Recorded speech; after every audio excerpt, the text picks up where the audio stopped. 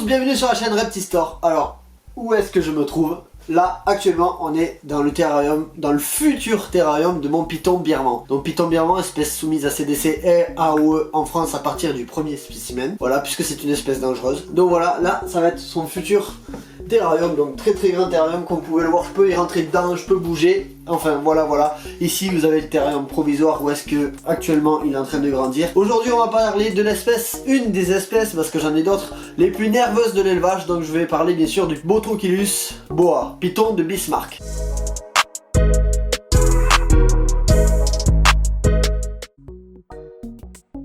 Et avant de débuter cette vidéo, tu me diras en commentaire si tu es plutôt team lézard ou team serpent. Pour ma part, je pense qu'il n'y a pas photo, vous devez le comprendre. C'est plutôt team serpent. J'adore les lézards bien sûr, mais je fais exclusivement du serpent. Donc comme je vous disais un petit peu plus tôt, aujourd'hui on va parler du Botrocylus boa, donc le python du Bismarck. J'avais déjà fait une vidéo présentation un petit peu de cette espèce. Je vous mettrai le petit encart ici si vous voulez la voir, si vous l'avez raté. Aujourd'hui je vais vous montrer le comportement d'un serpent qui est constamment sur la défensive. Il faut savoir que généralement j'arrive quand même plutôt assez bien à désensibiliser les serpents, que ce soit Brongersmé, Curtus, sur des serpents un petit peu taquins comme ça, ou encore les Botrocylus albertisi, que j'arrive là pour le coup assez facilement à désamorcer les situations un peu tendues. Lui c'est très compliqué, j'ai jamais réussi. Le moindre contact il pète directement un plomb. Vous allez de toute façon le voir en vidéo. On va voir à quoi ressemble ce comportement. On lui donnera à manger si bien sûr il a faim. Et vous pourrez me dire en commentaire ce que vous pensez de cette espèce. Donc les amis, aujourd'hui on va partir sur un python qui a un comportement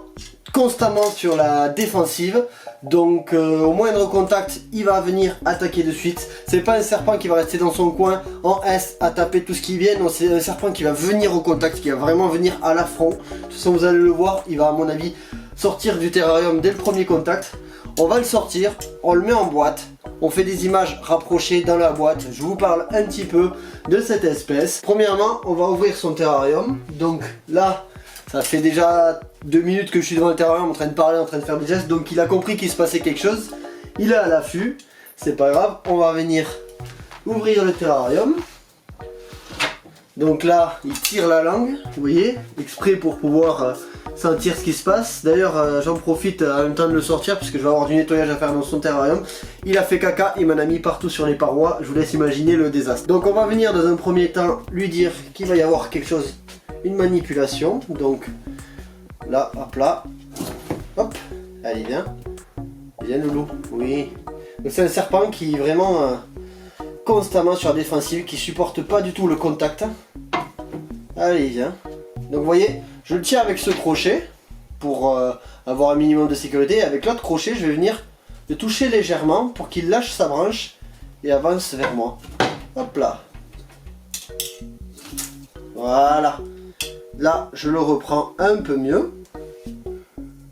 Et je vous le montre à la caméra. Donc, Botrocylus boa, python de Bismarck. Donc, je tiens toujours très loin de mon visage. Parce que c'est un serpent qui a une énorme détente. Et qui va très vite. Voilà. Donc, je vous laisse observer les couleurs. Je le mets en boîte et on le regarde un peu plus près. Donc les amis, je viens de le mettre donc dans cette boîte. Moi, souvent, ce que j'utilise pour les serpents, j'utilise soit des boîtes plastiques, mais elles cassent assez facilement quand je les fais tomber ou autre. Donc là j'utilise des boîtes avec plastique beaucoup plus épais. Par dessus ça je fais tailler une vitre que je mets par dessus, ce qui me permet de pouvoir observer le serpent facilement. En plus la vitre sert de couvercle. C'est quand même, pour les petits serpents c'est assez lourd, ils peuvent pas le lever. Quand c'est des gros je mets un poids par dessus ou alors je la sangle, enfin etc. Maintenant on va se rapprocher pour avoir des images un peu plus claires de l'animal. Comme ça on pourra vraiment l'observer facilement dans cette boîte. Donc là on va se retrouver en plan inversé pour vous montrer les couleurs un petit peu de cet animal. C'est magnifique. Encore que là, je vais voir en baissant la luminosité, je sais pas si on pourra un peu plus apprécier. Voilà, sans le reflet, là on est mieux. Donc là la partie que vous voyez marron sur cet animal, quand il naît, elle est orange, mais un orange bien flashy. Et le changement autogénique s'opère en grandissant pour arriver à cette coloration là.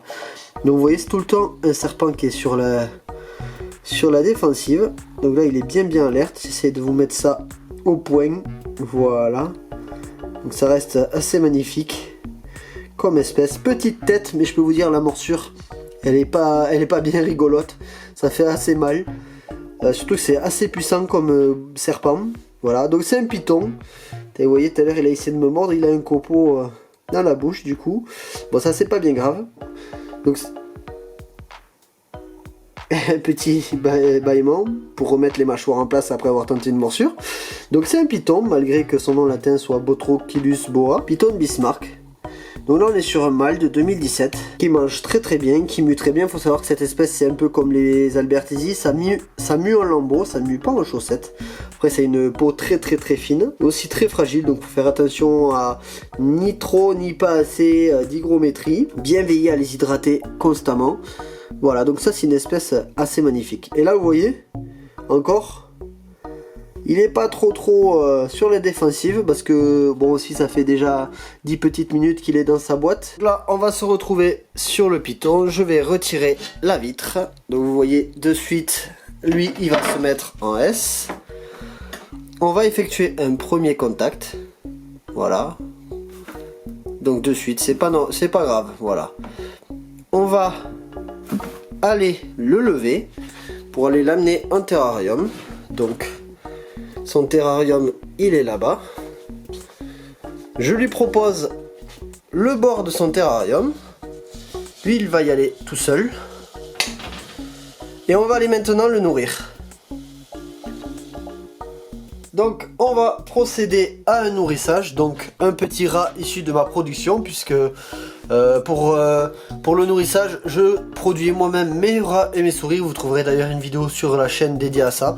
Donc on va le nourrir avec un petit raton. C'est pas une espèce où je propose beaucoup de grosses proies, donc on va le laisser sentir. C'est vraiment très très très puissant comme attaque. Voilà.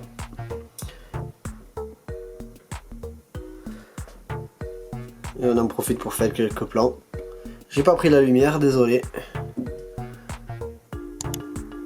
Bon les amis, on arrive à la fin de cette vidéo. Donc je vous ai un petit peu montré le python de Bismarck. Je vous ai montré le nourrissage, j'espère que ça vous a plu. Je montre pas trop de nourrissage sur la chaîne parce que sur YouTube, on peut pas vraiment choisir le public qu'on va toucher. Il y a des personnes un peu plus fragiles que d'autres. C'est pour ça que j'évite d'en faire. Là, cette fois-ci, je l'ai fait en fin de vidéo.